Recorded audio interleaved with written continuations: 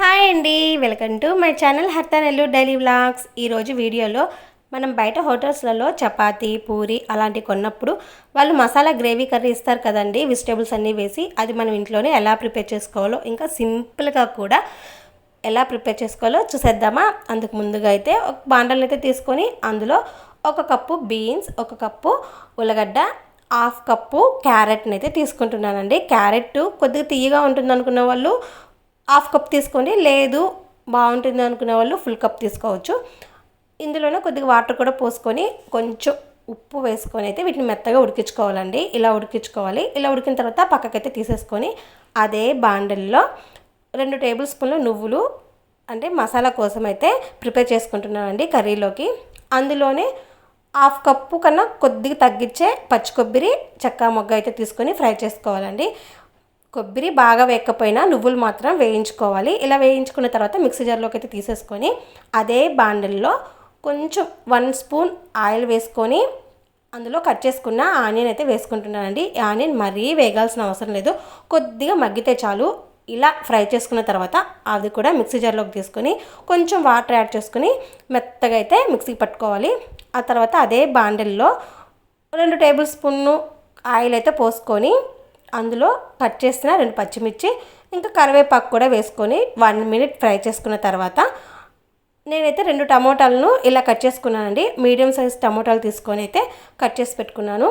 అవి కూడా వేసిన తర్వాత ఒక 3-2 మినిట్స్ అయితే టమోటాలు కొద్దిగా మగ్గించుకోవాలండి. టమోటాలు కొద్దిగా మగ్గిన తర్వాత అందులోనే అల్లం వెల్లుల్లి పేస్ట్ కూడా వేసుకొని అల్లం వెల్లుల్లి పేస్ట్ కూడా పచ్చివాసన పోయేంత వరకు ఫ్రై చేసుకోవాలి.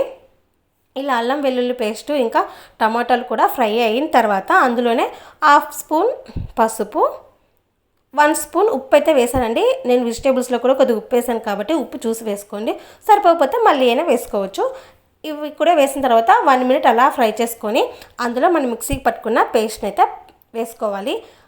నువ్వులు మాత్రమే బాగా వేగాయి కదా, కొబ్బరి అయితే కొద్దిగా వేగలేదు కాబట్టి ఈ మసాలా ఆయిల్లో బాగా ఫ్రై చేసుకోవాలండి. మధ్య మధ్యలో కలుపుకుంటూ అడుగంటకుండా కూడా బాగా ఫ్రై చేసుకోవాలి. ఇలా ఫ్రై అయిన తర్వాత ఆయిల్ అంతా పైకి వస్తుందండి, అంతవరకు అయితే ఫ్రై చేసుకోవాలి. ఆ తర్వాత 1.5 స్పూన్ కారం, ఇంకా అందులోనే జీలకర్ర ధనియాల పొడి వేస్తున్నానండి. మీకు కావాలి అనుకున్న వాళ్ళు గరం మసాలా కూడా వేసుకోవచ్చు, అలా వేసుకున్నా కూడా బాగుంటుంది. ఈ కారం అది కూడా వేసిన తర్వాత మళ్ళీ ఒకసారి కలుపుకొని కొంచెం ఆయిల్ పైకి వచ్చేటప్పుడు మనం ఉడికించుకున్నాం కదండి వెజిటేబుల్స్ అయితే అవి అయితే వేసుకోవాలి. వెజిటేబుల్ కూడా మరీ మెత్తగా కాకుండా ఒక 90% కుక్ చేసుకుంటే చాలు. అవి వేసుకొని మళ్ళీ ఒకసారి బాగా కలుపుకోవాలండి. ఇందులో కాలీఫ్లవర్, పచ్చి బఠానీ ఉన్నా వేసుకోవచ్చు, ఇంకా బాగుంటుంది. లేకపోతే ఉన్న వాటితోటి ఇలా చేసుకోవచ్చండి. ఇవన్నీ ఒకసారి బాగా కలుపుకున్న తర్వాత అందులో వాటర్ అయితే పోసుకోవాలండి. నేనైతే 1 గ్లాస్ అయితే పోసుకుంటున్నాను.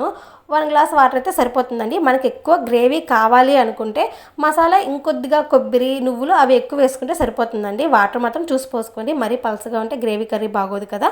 ఇలాగా 1 గ్లాస్ పోసుకుంటే సరిపోతాయండి. తర్వాత మూత పెట్టి ఒక 10 మినిట్స్ అయితే కర్రీని ఉడికించుకోవాలి. ఒక 10 మినిట్స్ తర్వాత మూత తీసేసి అందులోనే కొత్తిమీర కూడా వేసుకొని ఒక 2 మినిట్స్ మగ్గించుకుంటే సరిపోతుందండి. చిక్కగా గ్రేవీ కర్రీ చాలా బాగుంటుంది. ఇంట్లో ఎలా ప్రిపేర్ చేసుకుంటే అందరం తినొచ్చు కదా, బయట తెచ్చుకుంటే ఒక్కరం మాత్రమే తింటాము. ఇంట్లో చేసుకుంటే ఇంకా టేస్ట్ కూడా చాలా బాగుంటుందండి. ఇలా ఒకసారి ట్రై చేసి ఎలా వచ్చిందో కామెంట్ అయితే పెట్టండి. చూసారు కదా, నచ్చిందా కర్రీ? నచ్చినట్లయితే నా ఛానల్ సబ్స్క్రైబ్ చేసుకోండి, లైక్ చేయండి, షేర్ చేయండి, కామెంట్ అయితే పెట్టండి. Okay, bye.